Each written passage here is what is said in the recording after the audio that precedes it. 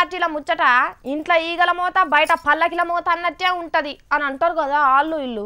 ఇంకా చెప్పాలంటే అందరమేమో ఇంట గెలిచి రచ్చ గెలుద్దాం అనుకుంటే ఇల్లు మాత్రం ఇంట్లో గెలిచేటందుకు రచ్చ రచ్చ రొచ్చు రొచ్చు చేసుకుంటారు. ఎందుకంటే అన్ని పార్టీల కంటే ఎక్కువ ప్రజాస్వామ్యం ఉన్న పార్టీ వీళ్ళదే కాబట్టి.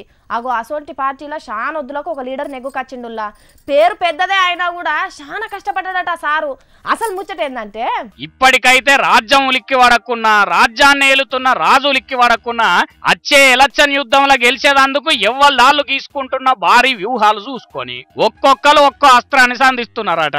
ఇగండ్లో ఉత్తమ్ కుమార్ సారు రాహుల్ సందేశ్ అనే పేరుతోని బస్ ఎక్కి తెలంగాణ అంతా తిరిగేదందుకు తయారైందట. ఫిబ్రవరి 26 నుంచే యాత్ర షురూ చేస్తానంటున్నాడట. గాని పెద్దలు జానాలు, షబ్బీరు, జీవన్ రెడ్డి, గద్వాల్ జేజమ్మ, దామోదర రాజనరసింహ సార్ల సొంటోళ్ళు వద్దని ఆగబడుతున్నా ఈనకుంట ఇంజన్ స్టార్ట్ చేస్తానని ఒప్పించుకున్నాడట. ఇక ఇటుదిక్కు రేవంత్ సార్ కూడా పాదయాత్ర చేసేదందుకు రూట్ మ్యాపులు తెప్పించుకున్నాడట.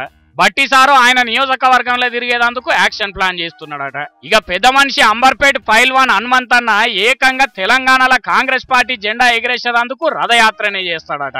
మరి నలుగురు లీడర్లు 4 బాటల కాంచి యాత్రలు మొదలుపెట్టి ఒకటే చౌరస్తాల కలుస్తారో లేకుంటే ఎవరి కాళ్ళే ఇడిపోయి పబ్లిక్ కు సందేశాలు ఇస్తారో క్లారిటీ లేదు. గాని చూడుండ్రుల్లా ఎక్కడన్నా ప్రతిపక్షాలు జనాలకు దగ్గరయ్యేదందుకు ఉపాయం చేస్తే అధికారంలో ఉన్నోళ్ళు లిక్కి పడాలి. గాని సొంత పార్టీ లీడర్లు ఎందుకు లిక్కి పడుతున్నారో వాళ్ళకే తెలవాలి అనుకుంటున్నారు కాంగ్రెస్ పార్టీ అభిమానులు.